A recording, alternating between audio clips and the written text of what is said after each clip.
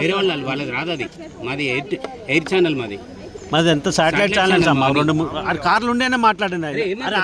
మీకు మీరు ఒక్కరేనా? అరే నువ్వు దియ్యన్నా, నువ్వు ఒకటి అప్పటి నుంచి తీసుకున్నావు కదా, నువ్వు తీసుకున్నావు కదా.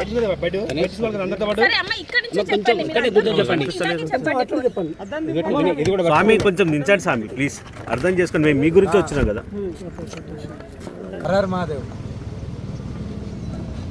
మీరు చెప్పదు, గ్లాస్ కొంచెం కింద దింపితే మీరు చెప్పేది ఏది దింపరు. మీరు ఎందుకని ఇప్పుడు ఆత్మార్పణ చేసుకుంటాను అంటున్నారు?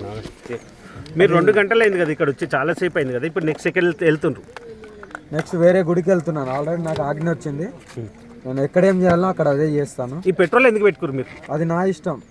నేను ఎప్పుడో ఆత్మాహుతి చేసుకుంటానో నాకే తెలియదు. దానివల్ల ఎవరికి లాభం? ఆత్మహత్య చేసుకుంటే నాకే లాభం. మీరు అందరికి చెప్పాల్సిన వాళ్ళు మీరే అట్లా చేయడం కరెక్ట్ కాదు కదా.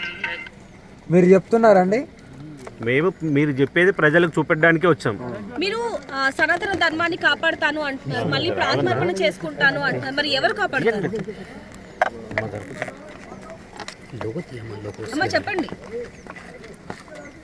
మీరు కాపాడే వాళ్ళని కాపాడనియరు, మీరు కాపాడలేరు. మీరు చెప్పండి అమ్మ, అదే విషయం బహిర్గతం చేస్తాం కదా మేము కూడా. మీరు చెప్పకుండా మీరు చేసింది చాలు, మీ మీడియా వాళ్ళు చేసింది చాలు.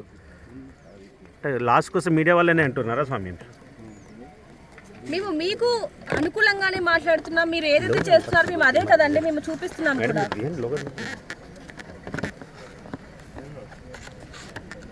ఇప్పుడు మీరు ఏం కోరుకుంటున్నారు? నేనేం కోరుకోవట్లేదు, నాకేం కోరికలు కూడా లేవు. మరణం ఒకటే కోరిక, తీరుస్తావమ్మా? నాకు మరణం ఒకటే కోరిక, తీరుస్తావా? మరి సనాతన ధర్మాన్ని కాపాడుతాను అంటున్నారు కదా. ఆత్మాహుతి చేసుకొని కూడా ఆత్మతోని కూడా కాపాడచ్చు. శరీరం లేకున్నా సరే ఆత్మతోని కూడా వచ్చి కాపాడచ్చు. ఆ సంకల్పం ఉంటే చాలు.